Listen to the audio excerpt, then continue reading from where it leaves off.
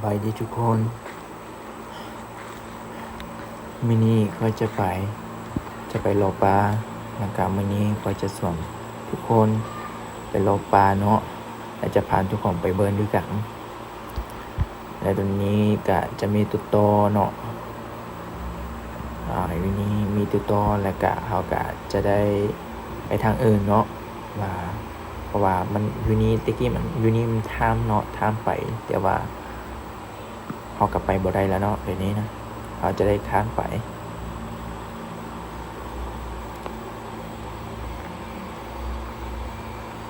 ยูนี่กะยังบ่ได้ไกลจากบ้านไรปันใดเนาะแต่ว่าตอนนี้ของบ่ไรก็เลยมันยากระตืบเหมือนแล้วพอดีตอนนี้ประมาณ4-5 โมงประมาณนั้นแหละเดี๋ยวนี้นะก็เป็นตอนเล่น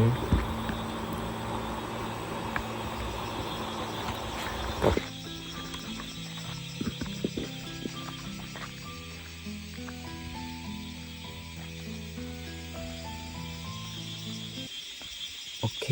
เดี๋ยวนี้ก็ใกล้จะฮอดหอยน้ำแล้วเนาะทีนี้มันมี2เย็บมันมีหอยน้อยแล้วก็หอยใหญ่แต่ว่ามื้อนี้ก็จะพาไปเบิ้นหรือว่าจะไปโลปลาอยู่หอยน้อยเนาะเพราะว่าอยู่หอยใหญ่น่ะมันบ่มีปลาใหญ่บ่มีปลาแก่ก็เลยมันบ่มีตัวซับหลายก็เลยก็จะไปทักน้อยหรือว่าหอยน้อยเนาะให้ทุกคนไปเบิ้นด้วยกันว่ามื้อนี้จะได้ซั้นเด้อหรือว่าได้อยู่บ่มื้อนี้นะทุกคนลองเดาเบิ่งดูว่าจะได้อยู่บ่มื้อนี้มื้อนี้ก็ค่อยจะเอา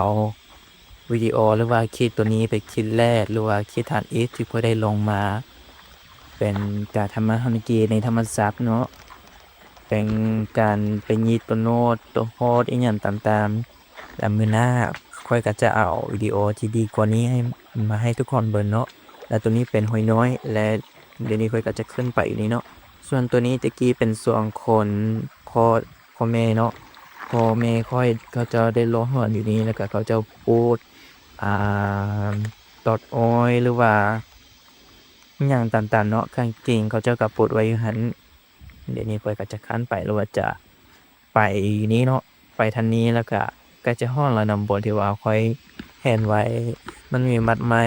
เขาเอิ้นว่ามังงอซิน่ะตัวนั้นมันมีตัวฮอดก็กิ่งหลายก็เลยมื้อนี้ข้อยไปเฝ้าอยู่หั้นเลย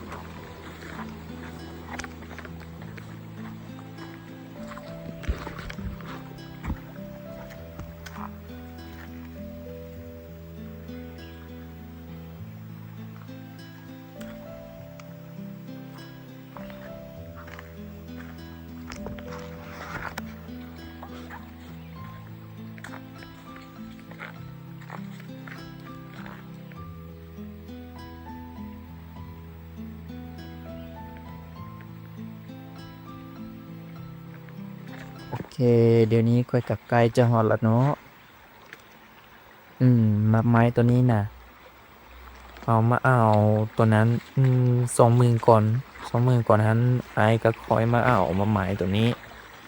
ก็แซ่บหลายเนาะแต่ว่ามื้อนี้ข้อยก็มาเฝ้าตัวฮอกไก่อยู่นี่แหละมาไม้ตัวนี้แหละแล้วก็เราก็ขึ้นไปเนาะอ้าวนี่มันมีตัวข้อยเนาะมันมีตัวข้อย2ตัวอืม มีตัวฮอดมาอยู่บ่มันมีตัวค่อยแบบนี้น่ะมีอยู่บ่น้อบ่มีติเดี๋ยวนี้น่ะตัวฮอกก็ย่ํบ่แต่โอ้เนาะส่วนแท้ซอมื้อนี้น่ะแต่ว่าที่จั่งใดก็เฮาก็จะไปเบิดด้วยกันเนาะว่ามันจะได้อยู่บ่มันจะได้ตัวเดียวก็เอา2ตัวก็เอาคือกันเนาะโอเคเราจะขึ้นไปเลยเราจะขึ้นไปอยู่นี้เลย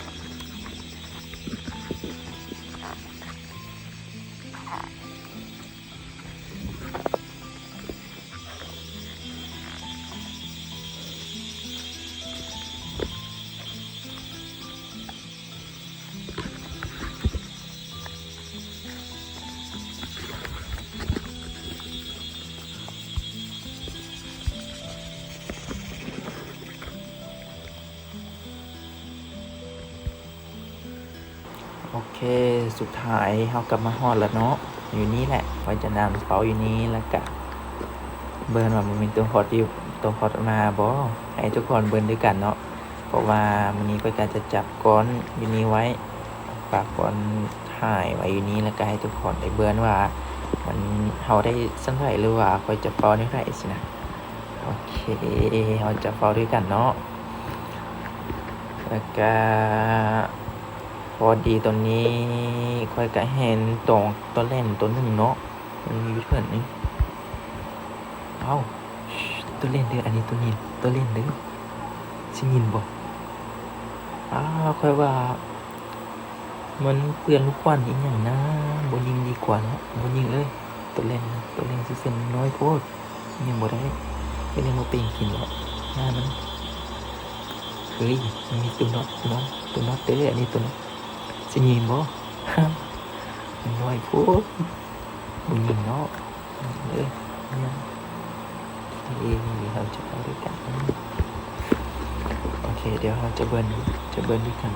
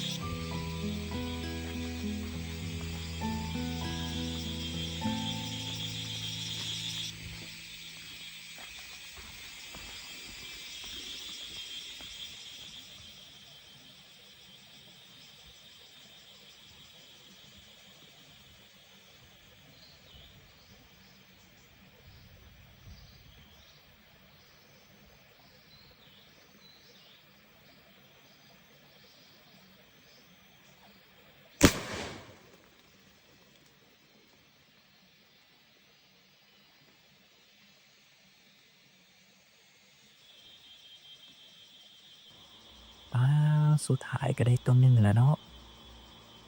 ก็เห็นว่ามันตอดอยู่แล้วแต่ว่ามันบ่แน่ใจว่ามันสิตอดได้บ่มันสิได้บ่โอเคเดี๋ยวเราจะไปสอนหากันเนาะเดี๋ยวนี้ก็มืดแล้วมันตัวก็บ่เห็นมาแล้วเดี๋ยวนี้นะไปเก็บตัวนี้แล้วก็กลับไป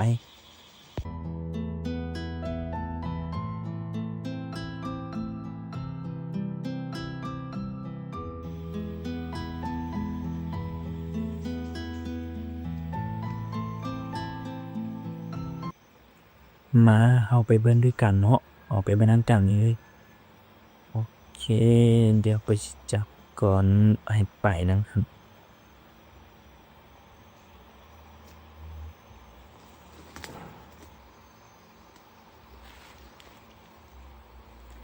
โอเคไปนี่แต่สวยดีมันเก็บดอกไม้นี่นะนี่เห็นแล้วปลาสุดท้ายก็ได้เซยแต่ว่ามื้อนี้น่ะมันจะหมดมื้อพุ่นน่ะมันจะ10 โมงนั้นก็ได้แต่ตนเดียวนี่น่ะเดี๋ยวนี้เฝ้าต่อมันบ่ได้แล้วมีแต่กลับไปหั่นแหละโอเคมาเราจะกลับไป